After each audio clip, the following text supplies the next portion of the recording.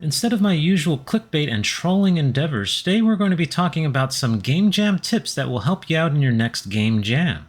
As a developer of about 70 small games, I have some insight that will help you out. By the way, we're hosting the libGDX Jam for December 2025 if you want to try these tips out on your next game. But what is a game jam? A game jam is a sort of competition to make a game from scratch. These can be hosted online or in person with groups or individuals.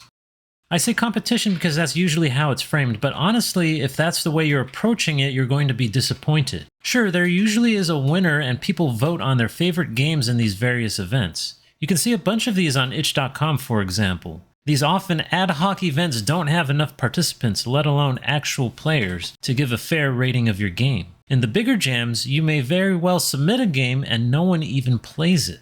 It can devolve into a sort of popularity contest where the developer with the largest social media presence gets all the attention. So why even bother if you're probably not going to win? It's the making of the game that is the juice, the sweet, sweet juice. Actually, that's not true. For me, it's the finishing of the game that gives me great joy. It's all stress up to the point of completion, and then it's pure endorphins when I finally get to press the submit button. For others, it can be the community around making the game. Perhaps learning how to work with others is the benefit here.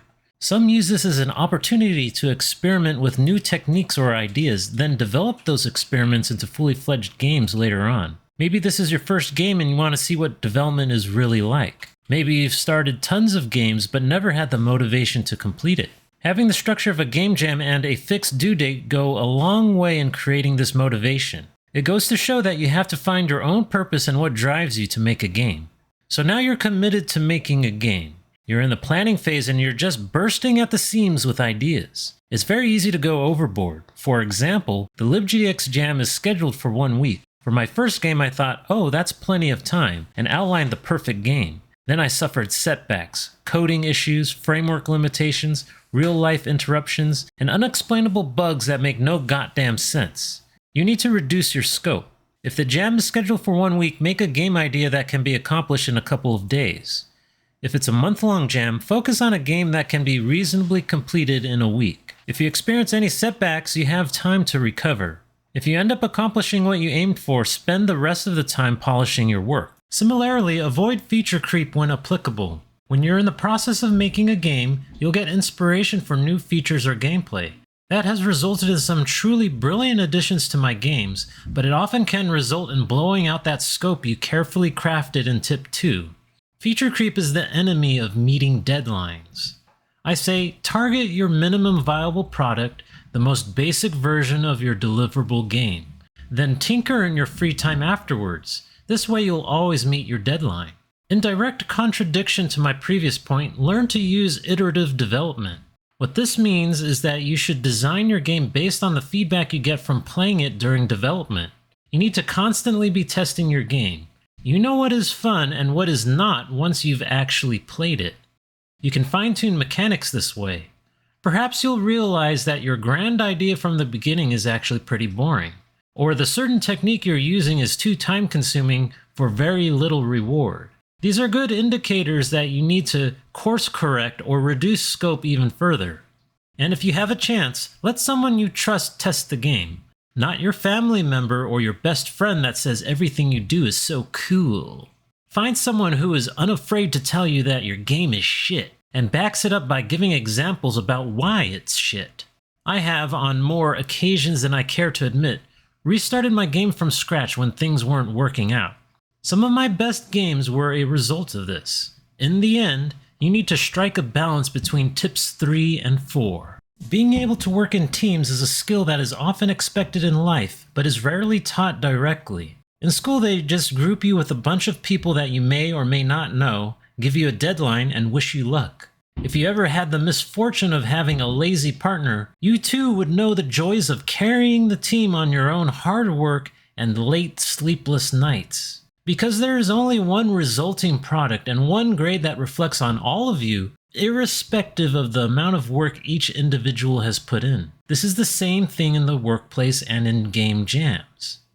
The best solution is to have clear divisions in work, set individual deadlines for milestones critical for the game, and have a solid vision of what the game is supposed to be.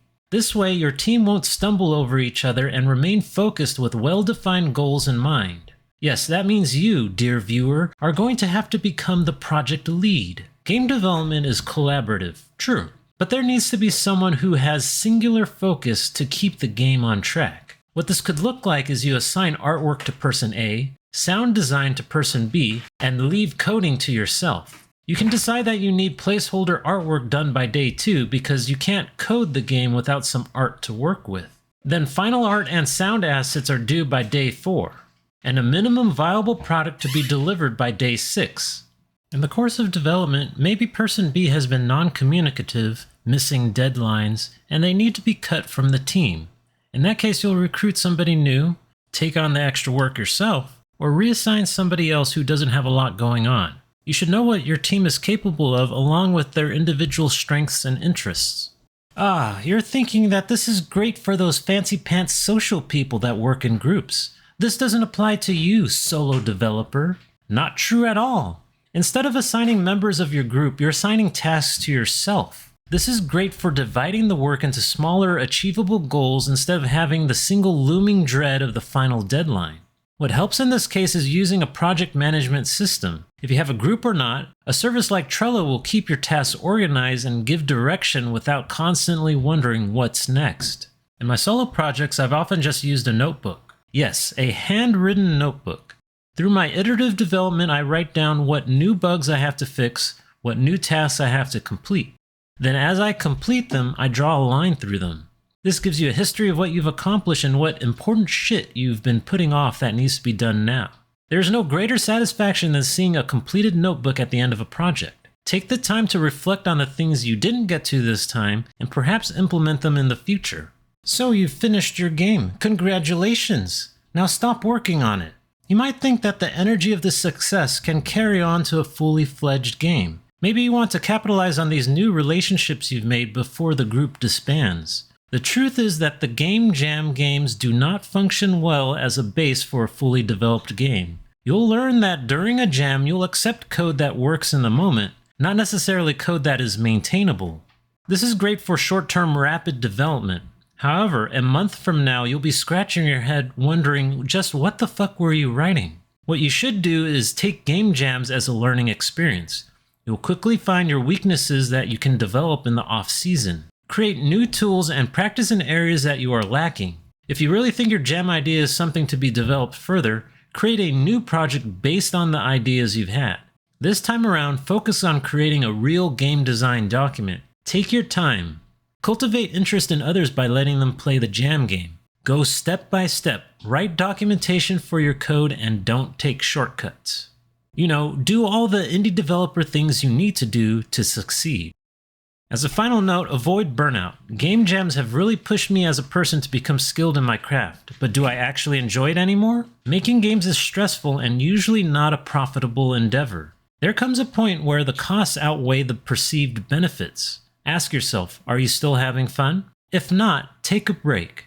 Don't sign up for another jam until you've addressed your own physical and mental health needs. If you are in the middle of a project and things are becoming too much, there's no shame in calling it early. Submit what you have, even if it's incomplete. No peace in your life. You might have this vision of yourself as an upcoming game developer with great promise.